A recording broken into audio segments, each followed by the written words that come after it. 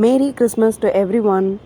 So எல்லாருக்கும் Christmas தின நல்வாழ்த்துக்கள். Welcome to Yatri vlogs 2025. இன்றைக்கி நம்ம பார்க்க போகிறது சிக்கன் பிரியாணி. ஸோ வாங்க எப்படி செய்கிறதுன்னு பார்க்கலாம். பிரியாணி பேன் எடுத்துக்கலாம். அதில் தேவையான அளவு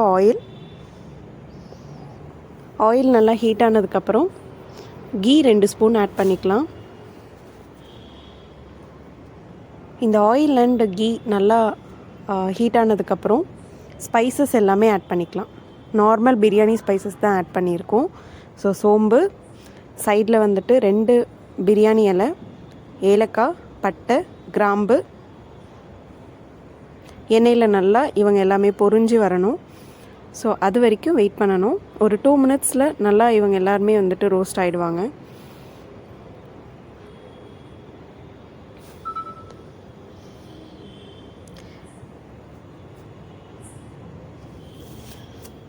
இப்போ ஆனியன் வந்துட்டு ஆட் பண்ணிக்கிறோம்.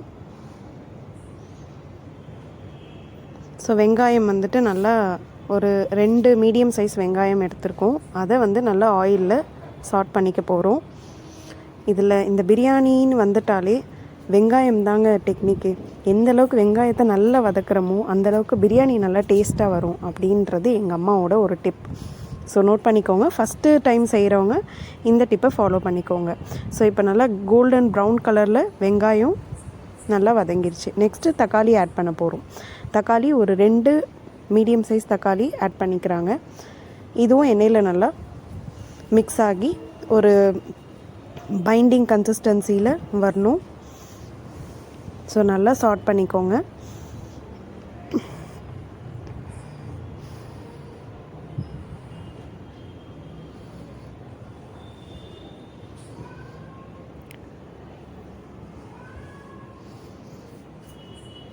இப்போ தக்காளி நல்லா வதங்கிருச்சு. அடுத்தது இன்னும் நல்லா வதங்கிறதுக்காக நம்ம கொஞ்சமாக கல்லுப்பு ஆட் பண்ணியிருக்கோம். நம்ம நார்மல் உப்போட கல்லுப்பு ஆட் பண்ணிங்க அப்படின்னா உங்களோட ஹெல்த்துக்கு ரொம்ப நல்லது. ஸோ நீங்களும் கல்லுப்பு ஆட் பண்ணுறதுக்கு பழகிக்கோங்க. இல்லை உங்களுக்கு அது கன்வீனியண்ட்டாக இல்லைன்னா நீங்கள் வந்துட்டு நார்மல் உப்பே வந்துட்டு ஆட் பண்ணிக்கலாம்.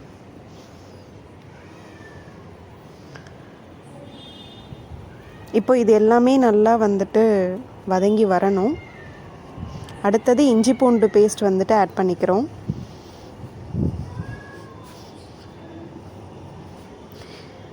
இந்த வீடியோவில் நான் ரொம்ப எக்ஸாக்ட் மெஷர்மெண்ட்ஸில் எதுவுமே சொல்லலை. ஏன்னா எங்கள் அம்மாவுக்கு பார்த்தீங்க அப்படின்னா எல்லாமே அவங்க அப்ராக்சிமேட்டாக தான் போடுவாங்க.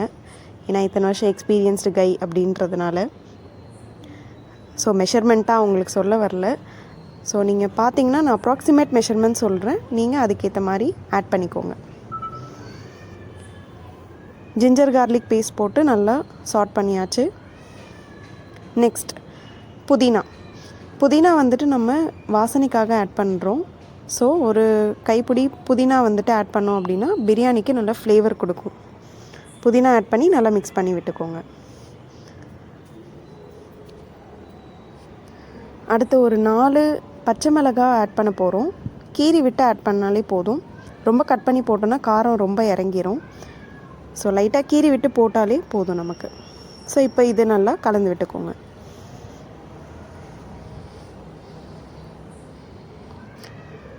அடுத்தது இந்த டிஷ்க்கு தேவையான மசாலா ஆட் பண்ண போகிறோம். மஞ்சத்தூள் 1/2 டீஸ்பூன் கிட்ட ஆட் பண்ணியிருக்காங்க. அடுத்தது தனி மிளகாத்தூள்னு சொல்லுவோம் இல்லையா, சில்லி பவுடர், அதை ஆட் பண்ணியிருக்காங்க. அது ஒரு 1.5 டேபிள் ஸ்பூன் வரும்.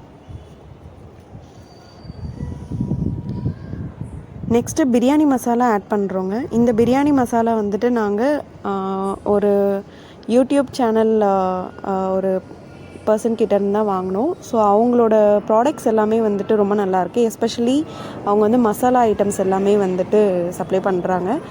ஸோ இது என்னோடய ஃபர்ஸ்ட் வீடியோன்றதுனால அவங்களோட நேம் வந்துட்டு மென்ஷன் பண்ணலாமா அப்படின்றது எனக்கு தெரியல. ஸோ அங்கேருந்து தான் இந்த பிரியாணி மசாலா நாங்கள் வாங்கினோம். ஸோ பிரியாணி மசாலா ஆட் பண்ணிக்கிறோம். டிஷ்ஷுக்கு தேவையான அளவு ஆட் பண்ணிக்கிறோம். ஸோ நல்லா கலந்து விட்டுக்கலாம். இப்போ மசாலா எல்லாமே ஆட் பண்ணிட்டோம்.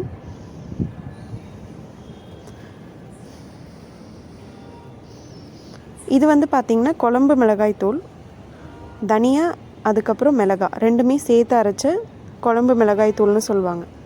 நம்ம ஃபஸ்ட்டு ஆட் பண்ணது தனி மிளகாய் தூள், அதுக்கப்புறம் இது குழம்பு மிளகாய் தூள். இந்த டிஷ் பார்த்திங்க அப்படின்னா ஒரு மீடியம் காரத்தில் தான் இருக்கும். இதுக்கு ஈக்குவலாக நாங்கள் தயிரும் ஆட் பண்ணியிருக்கோம். ஸோ இவ்வளோ ஸ்பைசஸ் போடுறாங்க அப்படின்னு வந்துட்டு நீங்கள் நினைக்க வேண்டாம். கொஞ்சம் ட்ரைனஸ் இருந்ததுன்னா நடுவில் கொஞ்சம் எண்ணெய் ஆட் பண்ணிக்கலாம். இப்போ எண்ணெய் ஆட் பண்ணி அடியில் வந்துட்டு எல்லாம் நல்லா கிளறி விட்டுக்கோங்க. ஃப்ளேம் வந்து மீடியம் ஃப்ளேமில் வச்சு பண்ணிங்க அப்படின்னா உங்களுக்கு கன்சிஸ்டன்சி நல்லாயிருக்கும். ஃப்ளேம் வந்துட்டு ரொம்ப முக்கியம். ஸோ நீங்கள் வந்துட்டு ரொம்ப ஹையாகவும் வச்சிடக்கூடாது, ரொம்ப லோ ஃப்ளேம்லேயும் வச்சிங்க அப்படின்னா குக் ஆகிறதுக்கு டைமிங் ரொம்ப எடுக்கும். ஸோ அடுத்தது சிக்கன் ஆட் பண்ணியிருக்காங்க. சிக்கன் குவான்டிட்டி பார்த்திங்கன்னா 1/2 kg சிக்கன் போட்டு நல்லா கிளறி விட்டுக்கோங்க. அந்த மசாலா எல்லாம் சிக்கனில் ஒட்டுற மாதிரி இருக்கணும். ஸோ அந்தளவுக்கு நல்லா கிளறி விட்டுக்கணும்.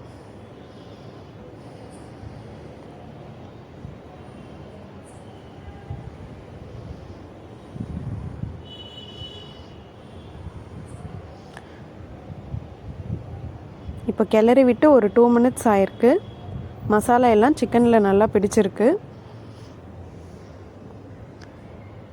அடுத்தது நம்ம என்ன ஆட் பண்ண போகிறோம் அப்படின்னு பார்த்திங்கன்னா தயிர் வந்து ஆட் பண்ணிக்க போகிறோம். ஒரு 10 ரூபாய் தயிர் பாக்கெட் தான் நாங்கள் இதில் யூஸ் பண்ணியிருக்கோம். அதில் ஒரு 1/4 தயிர் வந்துட்டு ஆட் பண்ணிக்கலாம். தயிர் எதுக்காக ஆட் பண்ணுறோம் அப்படின்னா சிக்கன் வந்துட்டு கொஞ்சம் சாஃப்ட்னஸாக வரும். சைட்லேயே எங்கள் அம்மா பார்த்திங்களா எவ்வளோ டைம் மிச்சம் பண்ணுறோன்ற பேரில் ரைத்தாவே ரெடி பண்ணிட்டாங்க அந்த ரிமைனிங் தயிர் பாக்கெட்டில். இப்போ தயிர் போட்டு நல்லா மிக்ஸ் பண்ணிக்கோங்க. சிக்கன் கொஞ்சம் சாஃப்ட்னஸும் கொடுக்கும் தயிர் ஆட் பண்ணோம் அப்படின்னா. இது ஆப்ஷனல் தான், அந்த காரத்தையும் கொஞ்சம் பேலன்ஸ் பண்ணும். ஸோ தயிர் ஆட் பண்ணிக்கிறேன், ஏன்னா நம்ம பச்சை மிளகாய் சேர்த்துருக்கோம், தென் நிறைய ஸ்பைசஸ் வந்து நம்ம சேர்த்துருக்கோம். ஸோ அதுக்கு ஈக்குவல் பண்ணுற மாதிரி இந்த தயிர் வந்துட்டு நம்ம ஆட் பண்ணியிருக்கோம். இப்போ இது எல்லாமே கொஞ்சம் செட் ஆகி அந்த ஆயில் தனியாக கொஞ்சம் பிரிஞ்சு வரணும். இந்த ஸ்டேஜில் உப்பு வந்துட்டு ஆட் பண்ணியிருக்கோம். ஃபஸ்ட்டு போட்டது சாட் பண்ணுறதுக்காக, நல்லா வதங்கி வரணுன்றதுக்காக உப்பு ஆட் பண்ணிடணும். இப்போ தான் இந்த டிஷ்ஷுக்கு ரிமைனிங் தேவையான அளவு நம்ம வந்துட்டு ஆட் பண்ணியிருக்கோம். இப்போது அடியில் கொஞ்சம் அடி பிடிக்காமல் கிளறி விட்டுக்கோங்க. மீடியம் ஃப்ளேமில் வச்சு ஃபுல் ப்ராசஸையும் வந்துட்டு செய்யுங்க. இப்போ பார்த்திங்கன்னா உங்களுக்கு டிஃப்ரென்ஸ் தெரியும்.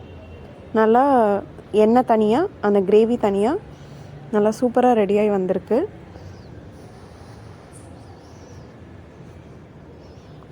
சிக்கனும் நல்லா கொஞ்சம் வெந்து வந்திருக்கு. இப்போ இந்த டிஷ்ஷுக்கு தேவையான அளவு தண்ணி வந்து நம்ம ஆட் பண்ணிக்கிறோம்.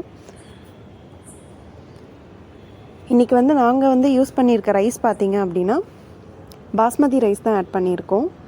2.5 கப்பு பாஸ்மதி ரைஸ் ஆட் பண்ணியிருக்கோம் 1/2 kg சிக்கனுக்கு.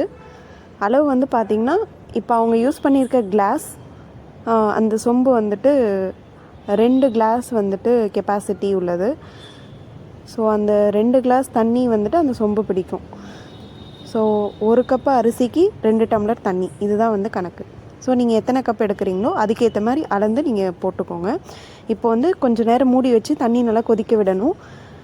சைடில் நம்ம பாஸ்மதி அரிசி ஒரு 20 நிமிஷம் ஊற வச்சுருக்கணும். ஊற வச்சு வடித்து ரெடியாக வச்சுக்கோங்க தண்ணி நல்லா கொதிக்கிற டைம் பீரியடில். இப்போ அரிசியும் போட்டுடலாம். நல்லா தண்ணி கொதித்து வரப்போ போடணும்.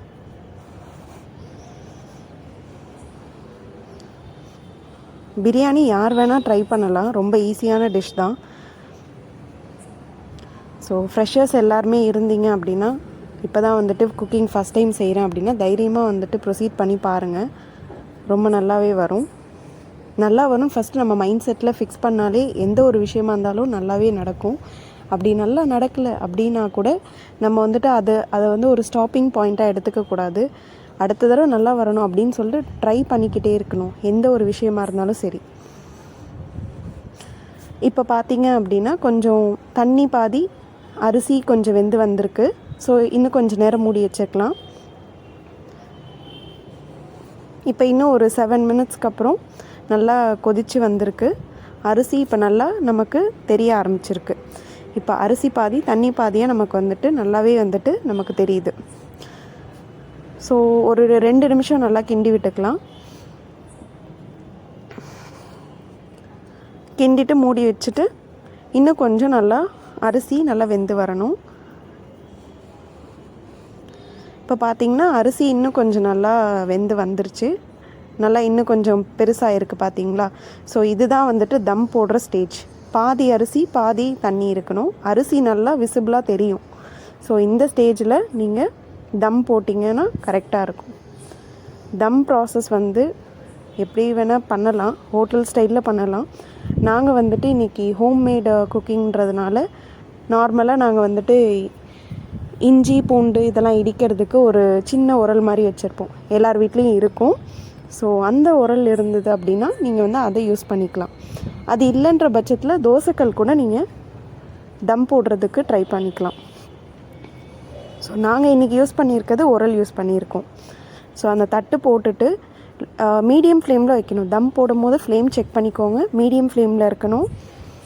மேலே அந்த உரலை வந்துட்டு ப்ளேஸ் பண்ணிடணும். ஸோ இப்போ அதுக்கு நல்லா அந்த தம்மில் கொஞ்ச நேரம் அந்த அரிசி நல்லா வெந்து வரும்போது நம்மளோட பிரியாணி ஃபைனல் ஸ்டேஜுக்கு வந்துடும்.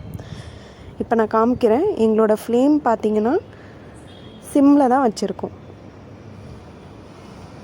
ஸோ இது ஒரு 15 மினிட்ஸ் வந்து வைக்கலாம். ஒரு 10 to 15 மினிட்ஸ் வச்சிங்கன்னா கரெக்டாக இருக்கும். நாங்கள் இது வந்து ஒரு 15 மினிட்ஸ் வச்சுருந்தோம்.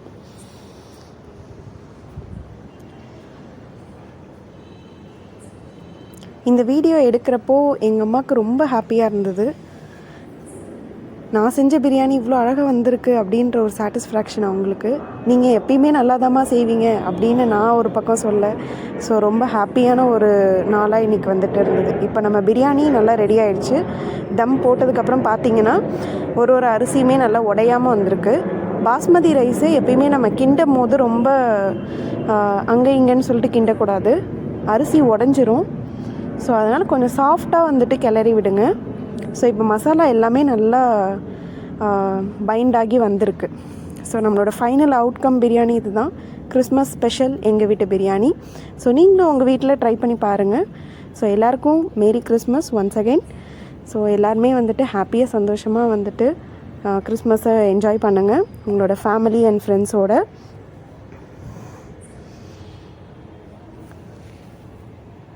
இந்த வீடியோ உங்களுக்கு பிடிச்சிருந்தா லைக் பண்ணுங்கள், ஷேர் பண்ணுங்கள், சப்ஸ்கிரைப் பண்ணுங்கள், உங்கள் ஃப்ரெண்ட்ஸோடையும் ஷேர் பண்ணுங்கள். எங்கள் வீட்டு ஸ்பெஷல் பிரியாணி ரெடி ஆயிடுச்சு with super raita and boiled எக்கோட. ஸோ இதுதான் எங்கள் வீட்டு ஸ்பெஷல் லன்ச் இன்றைக்கி. ஸோ நீங்களும் ட்ரை பண்ணி